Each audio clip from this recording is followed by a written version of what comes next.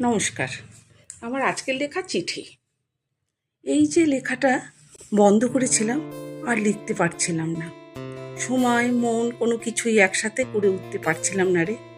জানিস, আমি না এখন আবার লেখাটা শুরু করেছি। মনে আছে তুই আমার কবিতার খাতাটা কেড়ে নিয়ে বলেছিলি, কি আছে এত যে লুকোচ্ছিস? আমি বললাম, কিছু নাই রে। লজ্জাও পাচ্ছিলাম, ধরা পড়ে গেলাম যে কি যে সব লিখতাম, যা দেখছি তাই দিয়ে লিখতাম। সেটা আবার কেউ পড়বে নাকি? তুই সব লেখাগুলো পড়েছিলি আর বলেছিলি, লিখে যা, থামিস না। কিন্তু জানিস, আমি আর লিখতে পারিনি। আজ আবার অনেক সময় কাল পরে লিখছি আর নিজেই বারবার পড়ছি। আমার লেখা আমার আপনজনেরা কেউ পড়তে চায় না রে। একাকিত্ব, নির্জনতা, নিস্তব্ধতা আমাকে খুবই কাঁদায়। তুই যদি থাকতিস তবে নিশ্চয়ই আমার লেখাটা তুই পড়তিস। জানিস, চারদিকের মানুষগুলো কেমন জানি অভিনয় করে চলছে।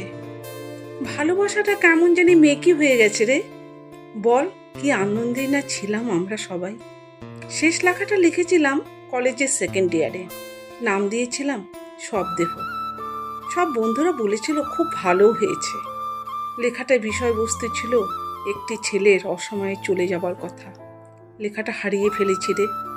এখন আমরা আর মধ্যগগনে নেই, তাই না রে?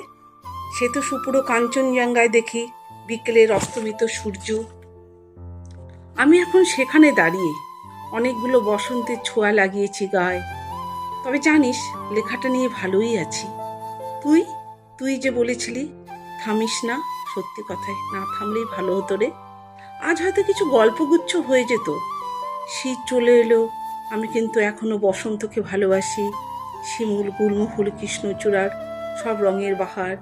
আমি এই সময় খুবই রঙে রঙে রাঙিয়ে রাখতে চাই নিজেকে। আমি কিন্তু বসন্তকে হারাতে চাই না রে। বসন্ত যে আমার খুবই প্রিয়। তুই কি করিস এখন? তোর কবিতা লেখার খাতাটা, গল্প লেখার খাতাটা আছে তো, নাকি আমার মতো হারিয়ে ফেলেছিস? তুইও এখন কি আমার মতো বসন্তকে ভালোবাসিস, না তোর ভালোবাসাটা একটু পরিবর্তন হয়েছে? আজ শেষ করছি আমার এই লেখাটি। সবাই ভালো থাকবেন আর ভালোবাসবেন।